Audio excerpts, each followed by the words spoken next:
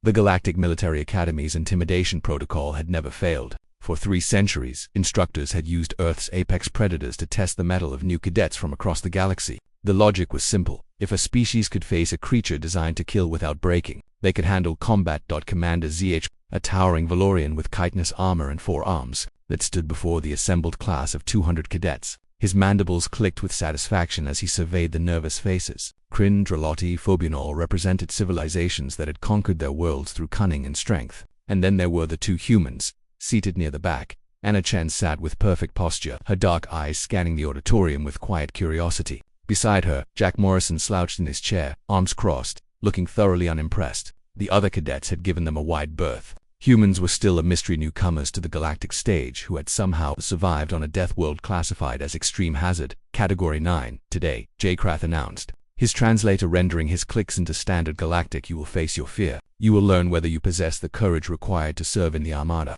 Behind him, a massive containment field shimmered into existence. The cadets leaned forward, some with dread, others with anticipation. J. Krath had used many creatures over the years, the venomous Shriekwing of Morthus 7. The armored Thunderclaw of Dracos Prime, even the telepathic Nightmare Serpent from the dark side of Krell. Today's specimen was special. He'd acquired it specifically for the humans.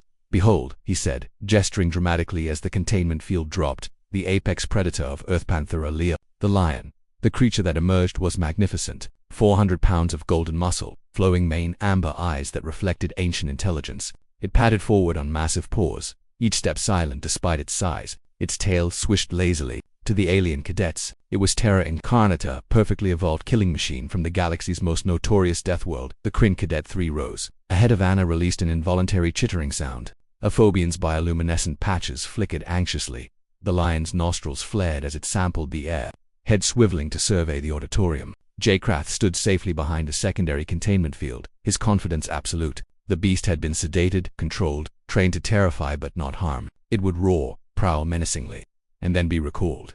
But something was wrong.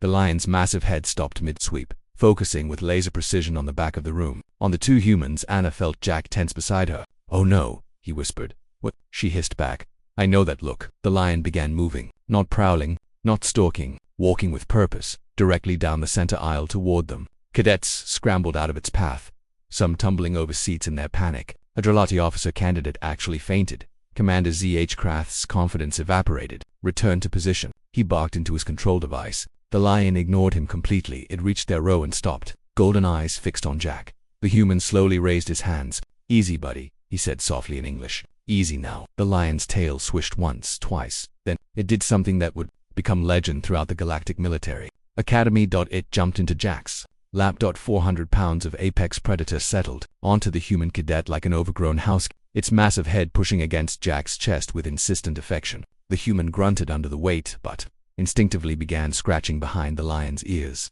The lion's eyes half closed in contentment. A sound rumbled from its chest, deep, rhythmic, impossibly loud. Is it purring?" Anna asked, incredulous. "Big cats purr too," Jack said, struggling to breathe under the weight. "Just differently. This guy's just happy."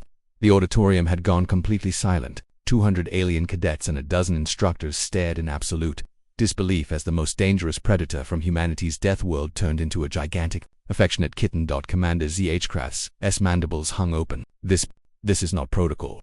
The lion adjusted its position, apparently finding Jack's lap insufficient, and draped itself across both humans. Anna found herself pinned under a leonine foreleg the size of her torso. The great beast's breathing began to slow and deepen. "Commander," Anna called out, her voice strained. "I think he's falling asleep."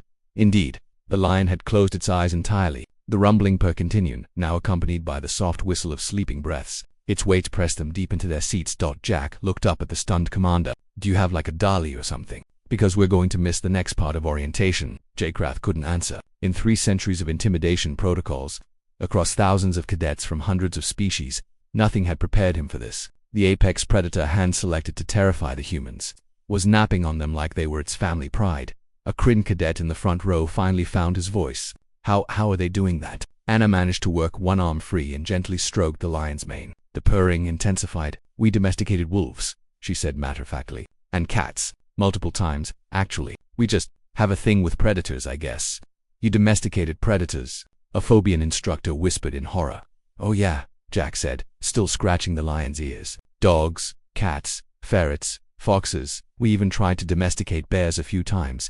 Didn't really work out, but we made friends with a lot of them anyway. He paused. Actually, humans have befriended pretty much every animal on Earth at some point. Sharks, crocodiles, lions, tigers, bears, oh my, Anna interjected with a grin.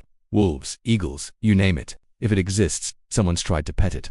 The lion shifted, draping its tail across Anna's legs and releasing a deep, contented sigh. Commander Z.H. Krath felt his entire understanding of predator psychology crumbling. But Earth is a Category 9 death world. Your predators are supposed to be unstoppable killers. They are, Anna confirmed. To everything else. To us, they're just animals.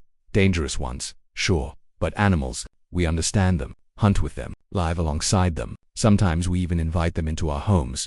This particular guy probably grew up around humans, Jack added. Right, buddy. He scratched under the lion's chin, eliciting another massive purr. Yeah, you're just a big baby, aren't you? A Dralati cadet raised a trembling claw. Are you saying humans regularly interact with creatures like this? By choice? Well, not regularly, Anna admitted. Lions are endangered, we're trying to save them. But yeah, lots of humans work with big cats. Study them, protect them, rehabilitate them. Some people dedicate their whole lives to it.